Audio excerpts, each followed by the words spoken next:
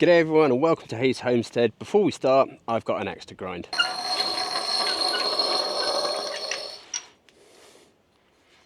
Nice. Cue the music.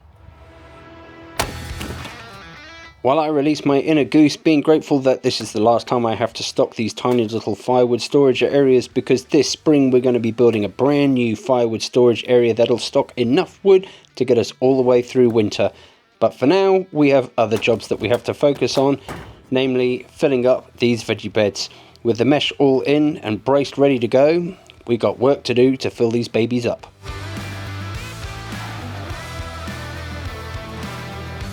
It is a glorious winter's day. It's about 21 degrees, although spring is literally next week, so it's no surprise the weather is starting to warm up. I did have to take Migaloo to get a pink slip this morning, so at least we've got that on the road for another year, which is good, but it did take a fair chunk out of my day.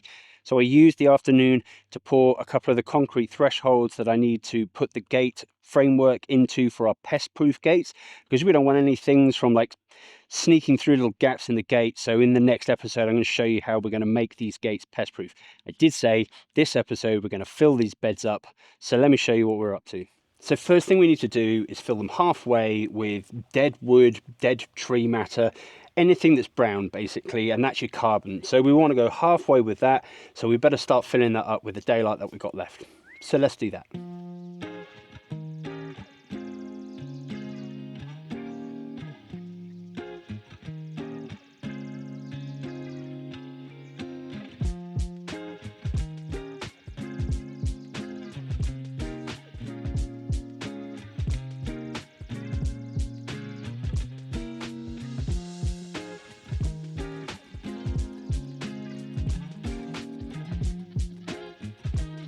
Well, the weather has really turned on us. Today, it's so windy. We've got 95-kilometre-hour winds coming through here. And with it just being so wet recently, the ground is saturated, and these are typically the conditions for things like trees coming down. So we're going to have to be on the watch out for that. So we're just going to get on with filling up these beds because spring is just around the corner. So the general rule of green thumb is you want to stick your larger stuff at the bottom. So that's your logs, your rounds, anything that's chunky, and then move on to your branches, your sticks, your twigs, and then layer that in on top. So this bed is actually ready for the next stage of filling, which will be our green waste, anything that's living. But with it being the end of winter, we're a bit thin on the ground on any of that kind of waste. So we're going to grab the quad and the trailer, and we're going to head out with some loppers and see what we can find to fill this up.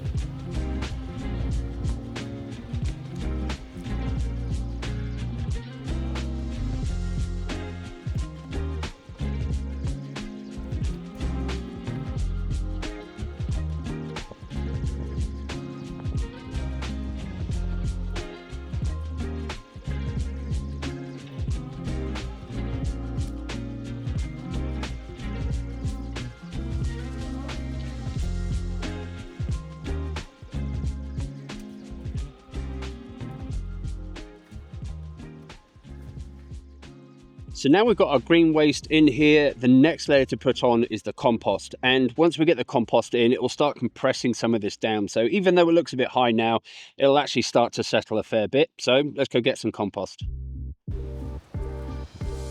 Luckily, I have been keeping all the duck and chicken bedding and making compost from that since we pretty much moved here. So for the last 2 years, I've been building up a healthy supply of compost. Look at those worms.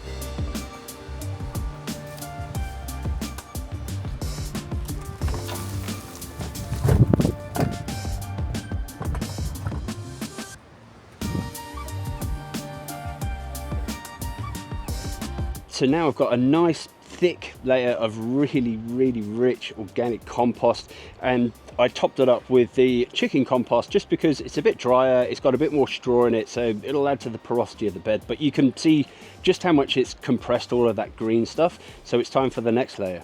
Now I have a healthy supply of organic soil. If you remember the episode where I did the IBCs, I took all of this soil out when I just poured in that slab because it's just such good quality. So it's time to get this into the bed, and this layer is where the magic happens, because this is where we start to add our wicking system and our composting system to ensure that the beds stay damp under the soil during the summer and the hotter months, so you're not watering on top and having it all evaporate off basically. So time to get this in the beds.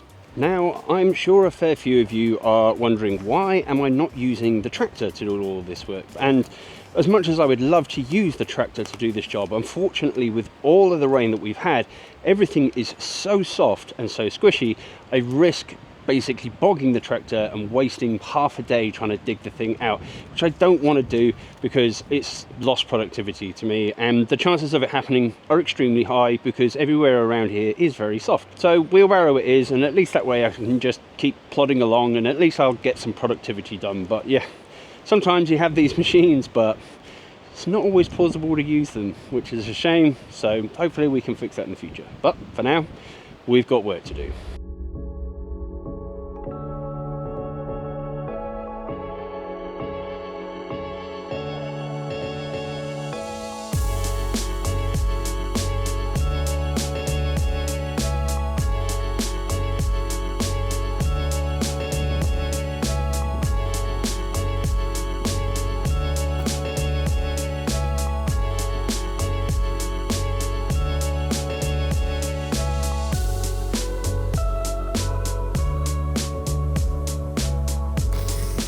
Always a good idea to water in some of the layers so it sort of settles down a bit before you start adding more stuff, because these things are going to sink quite considerably when you start adding the dirt, so it's always a good idea to water it in.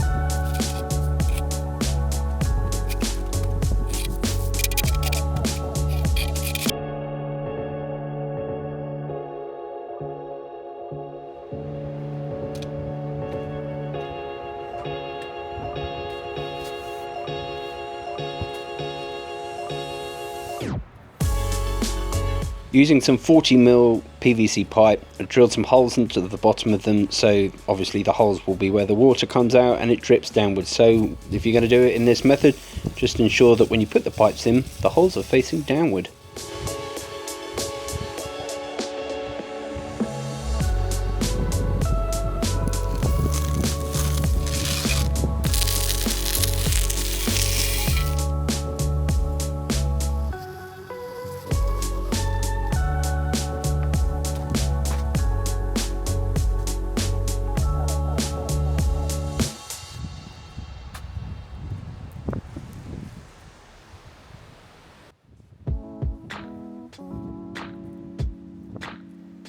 Giving it a good mulch with some straw, we're going to water it in, and then we're going to cover it over for a couple of reasons. First of all, I don't want the straw to blow away, and second of all, if there are any weed seeds left lurking in here, it means that they'll die out when they start to germinate. Although I have to say, doing this on a windy day at the time was quite frustrating, but when I watch it back, it's pretty comical, so enjoy.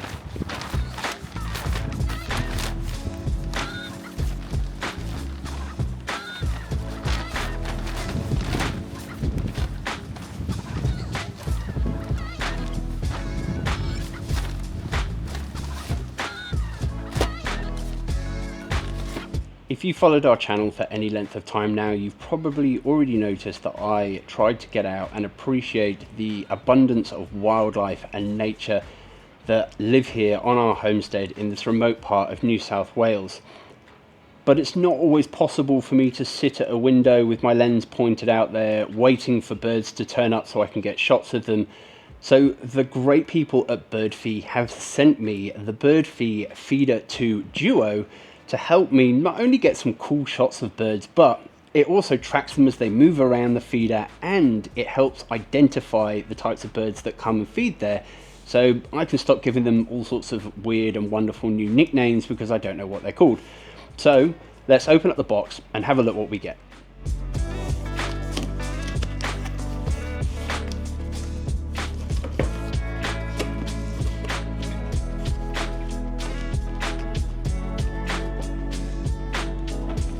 Now the cool thing about this feeder is it doesn't come with one but two cameras, both with 1080p wide angle lenses and a third lens for portrait auto tracking shots, which I think is pretty cool.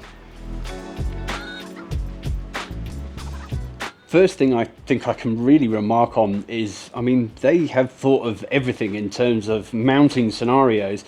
They've sent a strap for mounting it on a tree. They've got two different sizes of Jubilee clips for whatever size pole you want to mount it on. They've sent drilling templates for the solar panel and the wall mounting bracket. I mean, they've literally sent everything except for the pole, the tree, or the wall that you want to mount it on. So, I mean, let's just get it together and have a look at some of the features.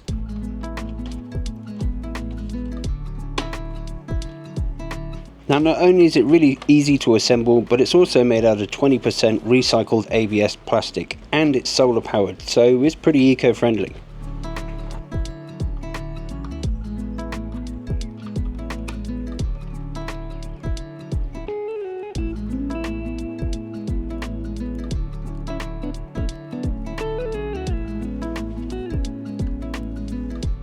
Well, assembling this, I mean, it was so easy, couldn't have been easier.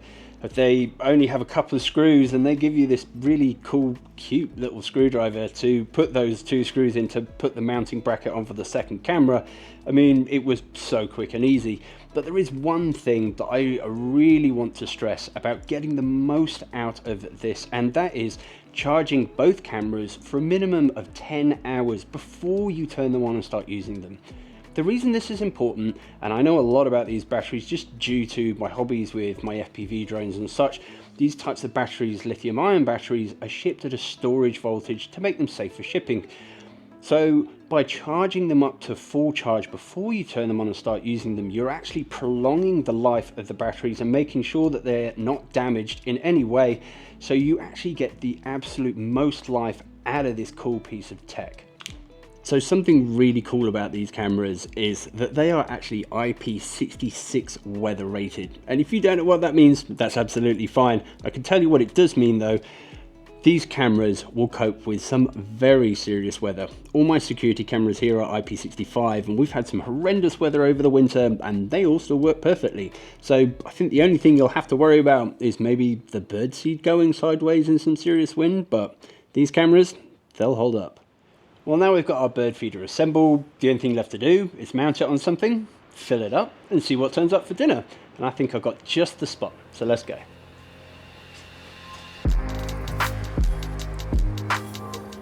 With 100% wire-free installation means you don't need to take the cameras down to charge them, and it works on 2.4 GHz Wi-Fi connectivity. And if you don't know what that means, that's all good, because most modern modems actually come with both 5 and 2.4 GHz channels, so it really doesn't make any difference.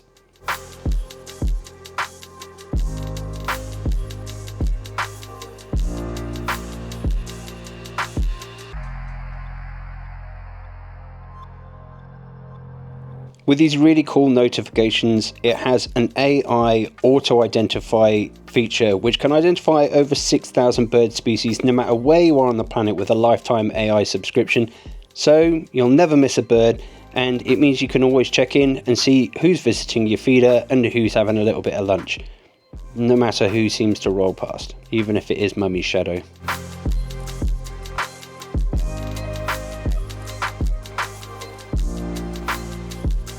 with free lifetime cloud storage of 20-second clips and 30-day retention, gives you heaps of time to download your favourites, which you can also share with up to 20 family members.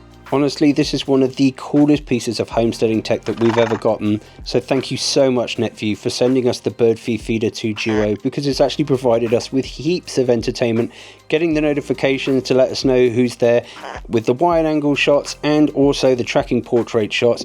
It is really fun to watch. So if you want one for yourself, and honestly I can't see who wouldn't want one of these, you can use our code HazeHomes to get 10% off yours using the link in the description.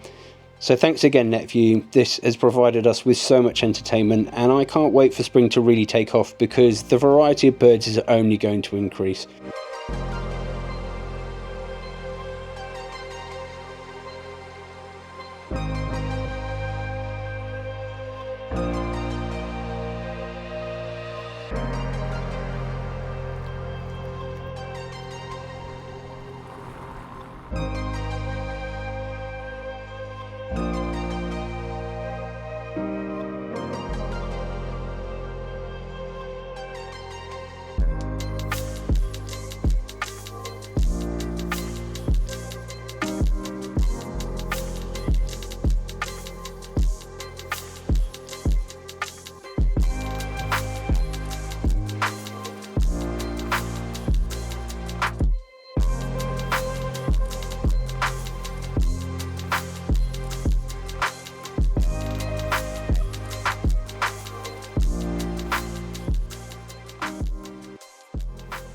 Time to get back to filling these beds, because boy do they need filling. I'm all out of logs, so it's time to go find some.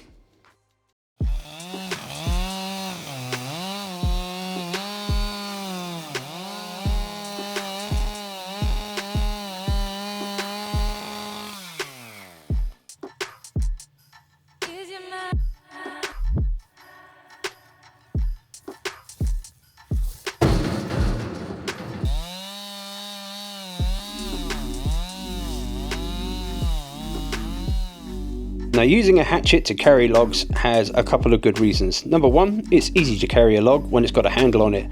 But number two, it stops you wearing a nice little brooch made out of, yep, you guessed it, huntsman spider. You don't want to be in my beds, mate. Bye.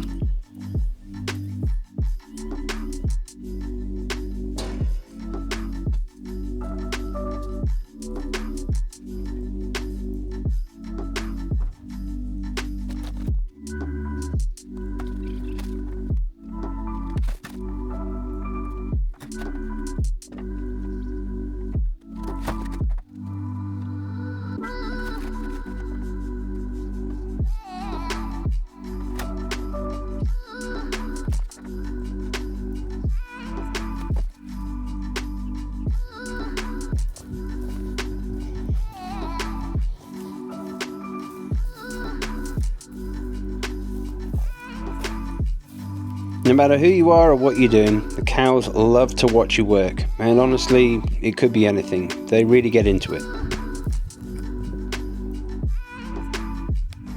Like for instance, watching my father-in-law Tawan paint the fence. They were really invested in this one. Check it out.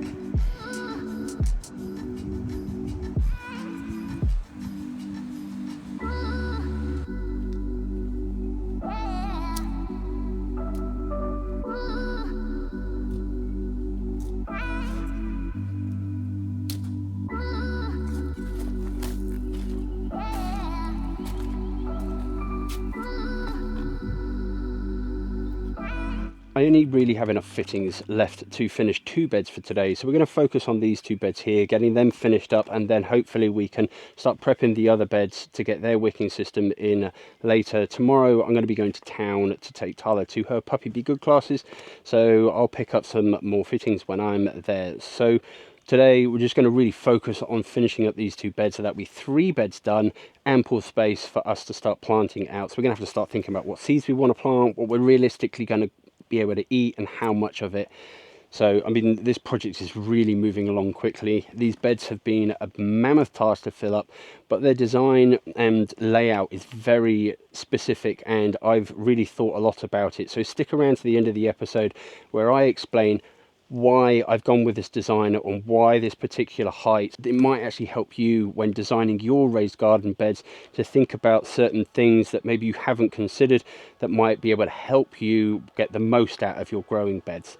So for now, let's just push on.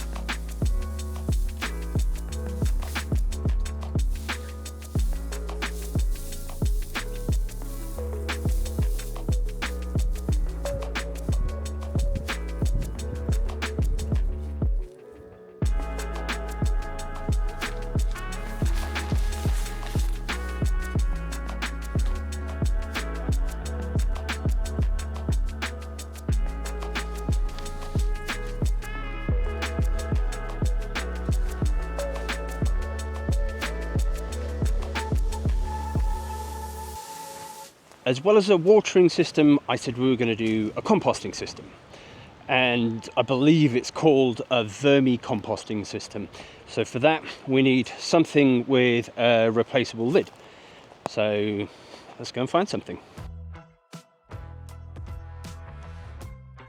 Too big. I think still overkill. Getting warmer, but I think still too big. A 5 to 10 litre bucket should really do it. If you don't have a bucket, you could also use a piece of 150mm grey water pipe with an end cap on it. And what you want to do is just cut this bottom bit out, drill some nice big holes in the lower half of the bucket, and we're just going to sink it into the bed. So let's get digging.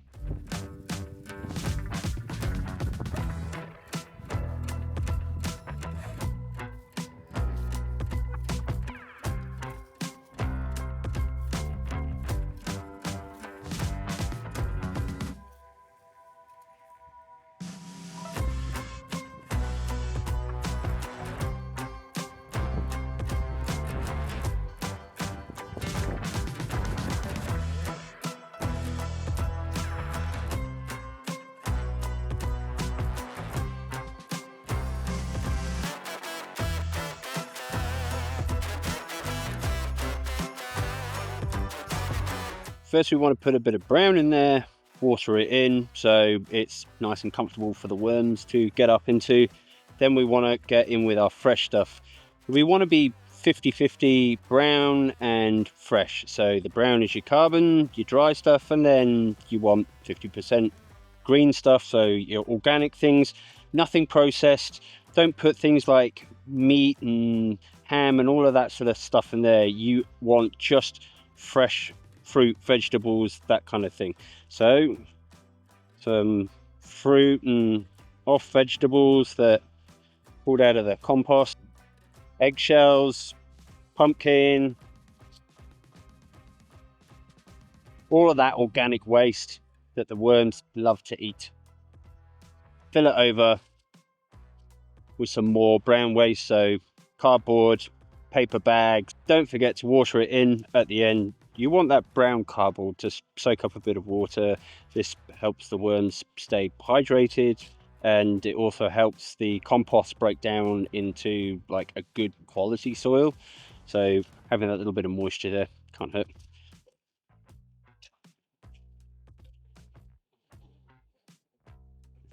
Replace the lid.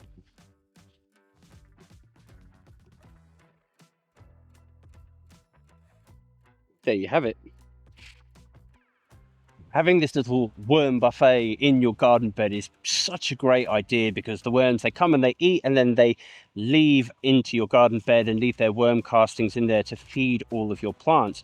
The one thing I will say for this setup is having a well-fitted lid or something that can't be easily removed is probably going to be quite crucial to stop any rodents, critters coming in and eating at the worm buffet before they get a chance to. So this should stop anything from coming and stealing all of your compost, and it will keep the worms happy. I think they're really going to like this. Now you're free to add any flourishes to your worm bin as you like. This is my worm restaurant, Worm A. 3 Michelin star, would you believe it? Now I have been watching this asparagus patch here like a hawk for a whole week. Normally it's this time of year that they will start sprouting through and you get spears when the grass starts to grow, but I haven't seen a single one, and I'm starting to believe that maybe all the wet weather over winter has killed off all the crowns, which would be devastating because I love the asparagus, but normally people tend to dig them up and then replant them, but I didn't last time and they grew through just fine, and last winter was pretty wet, so fingers crossed. Let's keep an eye on it and maybe we'll get a little miracle and we'll get the asparagus back, but be quite gutted if we've lost it all because this is quite a big patch of asparagus.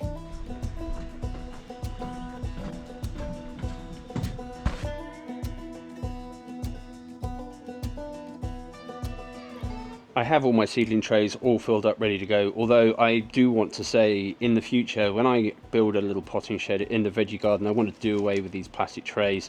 I really don't like them. I'd rather be making little seed blocks rather than using this modular stuff, but we don't really have the space to make those blocks and somewhere to store them safely without them getting eaten, so we're just going to make do with what we've got for now. Just want to get some seeds in. I've got my seeds ready to go, I've got labels for everything. Some of this stuff I'm going to direct sow and other things we're going to get done as seedlings and transplant into the beds, but I just want to get started, so let's start throwing some seeds in and grow some delicious food.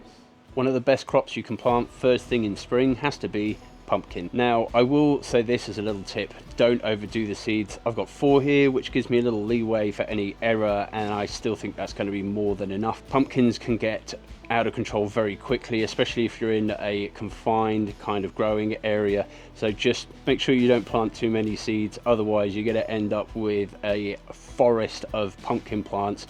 I want to grow mine up a trellis, so I'm going to have to build another bed for that, so I think 4 seeds more than enough for a family, so let's get planting.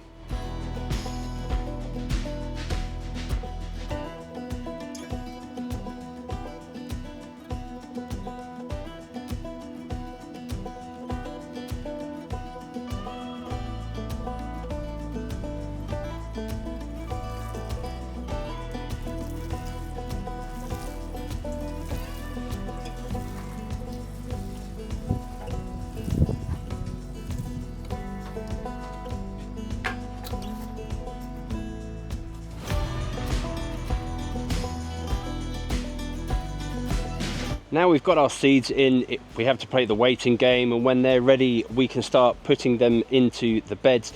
But I did say I would explain why I have chosen this particular design of the beds. They are 1 meter across, they're 1 meter high, and they're 3 meters long, and I did this for a very good reason, so let me explain. With the beds being quite high, it means I can reach into the middle of the bed without bending my body really at all, and if I try I can reach the other side really effortlessly. So this particular bed design only being 3 meters long, it means you don't have to do a massive trek around a really long bed to work on the other side, and with the central passageway down the middle here you could just walk down the middle and water each bed using the wicking system, and it saves you a lot of time. But this garden isn't just for me, it's for the whole family. With Danny's parents both now being retired, they really enjoy gardening, they love getting out and growing their own food, so with the beds being nice and high it means that they can come out here, do any weeding, pick anything that's ready without putting too much strain on their body, and it means that they can come out here and work in the garden for longer periods at a time. They don't need to kneel down or any of that kind of business. It's just really simple, stand at the bed and do your work. So I really wanted to future-proof it and make it comfortable for everybody to use. Another part of this design feature was that I wanted it to be right next to the chicken coop for a couple of reasons. First of all, anything like compost or any straw that I want to use out of here, I can just come straight out of this door and into the veggie garden. But I also want to let my chickens and ducks free rein in the veggie garden as my pest control. So it's a sort of double-edged sword, because it allows me great access into the chicken coop, and it also allows my poultry great access into the veggie garden. Now, this is by no means the end of my bed construction. I do want to put a lot more beds in, and right where I'm standing now, there will be a sort of square formation of some lower beds for my climbing crops. The higher beds, obviously with climbing crops, they'll get a bit too high for us to take care of. So having some lower beds is always beneficial.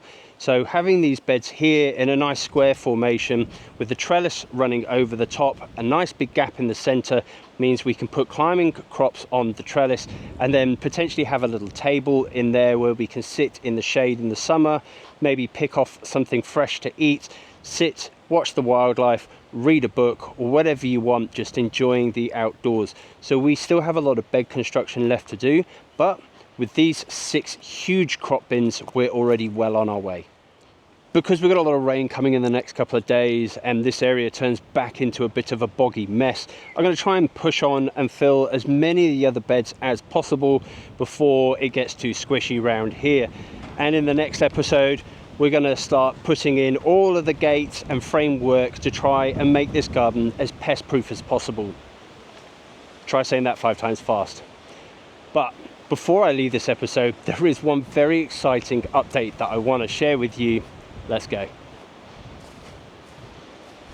So yesterday morning I was complaining that the asparagus hadn't sprouted, and I was worried that the crowns had all rotted due to the wet weather that we'd had.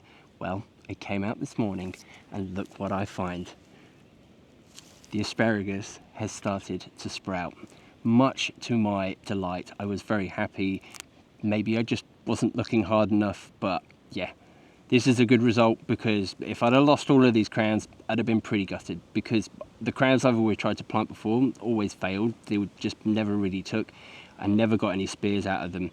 So with this well-established asparagus patch, it means I get another season of delicious homegrown asparagus. How good is that? So that really is all we have time for in this episode. I'm going to push on with getting the rest of the veggie garden done, but I really appreciate you all watching and tuning in, because I really enjoy producing this content, and I love sharing our journey and everything that we're doing here, and a lot is happening now. So if you are enjoying what you're watching, please just consider subscribing. Definitely leave us a comment. We love hearing from you, and we really try to reply to everyone. So thank you very much for watching. I'll catch you in the next one. See you around.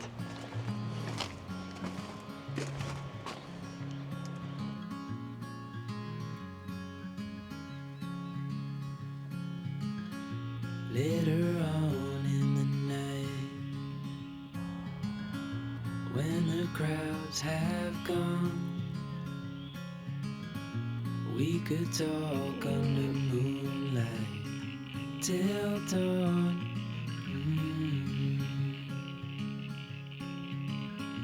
We could stay to watch the sunrise, cancel all our